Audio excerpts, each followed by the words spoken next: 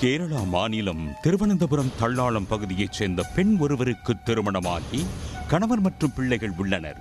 அந்த பெண்ணின் கணவர் மூதாரியாக ஊர் சுற்றி வந்ததால் குடும்பத்தை காப்பாற்ற வேண்டிய பொறுப்பு அந்த பெண் மீது விழுந்தது.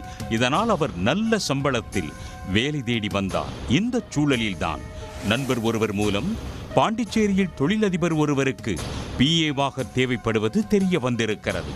உடனே அந்த பெண் தொழிலதிபரை தொடர்பு கொண்டு பேசியிருக்கிறார். அவரும் இன்டர்வியூ செய்ய வேண்டும் என கூறி அந்த பெண்ணை புதுச்சேரிக்கு வரவழைத்துள்ளார். அந்த தொழிலதிபரின் பெயர் லட்சுமி காந்தன். 42 வயதான இவர் கடலூரைச் சேர்ந்தவர். சிப்காட் பகுதிகளில் உள்ள நிறுவனங்களில் இருந்து பழைய இரும்பு பொருட்களை வாங்கி விற்கும் ஸ்கிராப் பிசினஸ் செய்து வந்துள்ளார். இவர் மீது கிருமாம்பாக்கம் காவல் நிலையத்தில் மோசடி புகார் உள்ளது. இரும்பு பொருட்களை வாங்கிவிட்டு சரிவர பணம் கொடுக்காமல் ஏமாற்றியதாக கூறப்படுகிறது.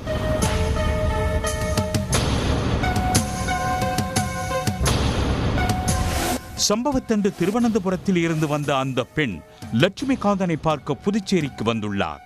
அவரை கடலூருக்கு அழைத்துச் சென்று ஒரு ஹோட்டலில் அறையெடுத்து தங்க வைத்த லட்சுமி காந்தன் அங்கேயே இன்டர்வியூ செய்துள்ளார்.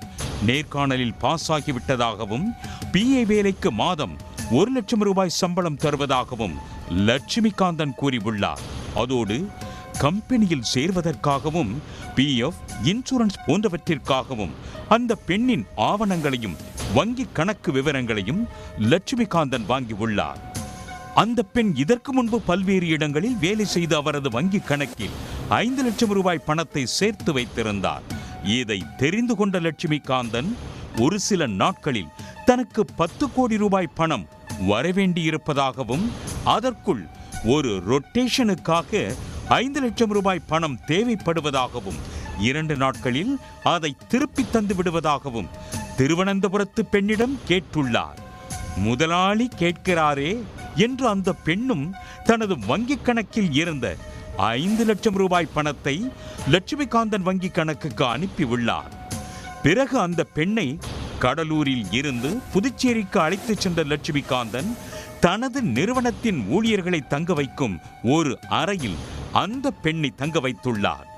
வேலை எதுவும் தராமல் அறையிலேயே தங்க வைத்திருந்ததால் சந்தேகமடைந்த அந்த பெண் இது பற்றி லட்சுமி காந்தனிடம் விசாரித்த போது நிறுவனத்தின் அலுவலகத்தில் இன்டீரியர் வேலை நடப்பதாகவும் அது முடிந்த பிறகு அலுவலகத்துக்கு சென்று வேலையை தொடங்கலாம் எனவும் கூறியுள்ளார். 2 நாட்களான பிறகு அந்த பெண் ரொட்டேஷனுக்காக கொடுத்த 5 லட்சம் ரூபாய் பணத்தை லட்சுமி காந்தனிடம் திருப்பி கேட்டுள்ளார். ஆனால் பணத்தை தராமல் சாக்கு போக்கு காரணங்களை சொல்லி லட்சுமி காந்தன் அந்த பெண்ணை ஏமாற்றி வந்துள்ளார்.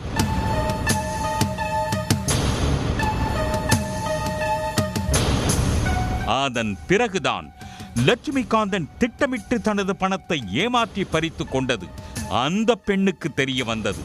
உடனே அந்த பெண் பணத்தை கேட்டு நச்சரித்தார். இதனால் ஆத்திரமடைந்த லட்சுமி காந்தன் அந்த பெண்ணை கொலை செய்து விடுவதாக மிரட்டியதோடு அவரை பாலியல் வன்கொடுமை செய்துள்ளார். அதோடு தனக்கு முதலமைச்சர் முதல் காவல்துறை உயரதிகாரிகள் வரை பலரை தெரியும் எனவும் பணம் கொடுத்ததை பற்றியோ பாலியல் வன்கொடுமை செய்ததை பற்றியோ வெளியில் சொன்னால் கொன்று விடுவதாகவும் லட்சுமி காந்தன் மிரட்டி உள்ளார். இதனால் பயந்து போன அந்த பெண் அங்கிருந்து தப்பித்து கிருமாம்பாக்கம் காவல் நிலையத்துக்கு சென்று புகார் அளித்தார். அந்த புகாரின் பேரில் வழக்கு பதிவு செய்த போலீசார் லட்சுமி காந்தனை கைது செய்து விசாரணை நடத்தி வருகின்றனர்.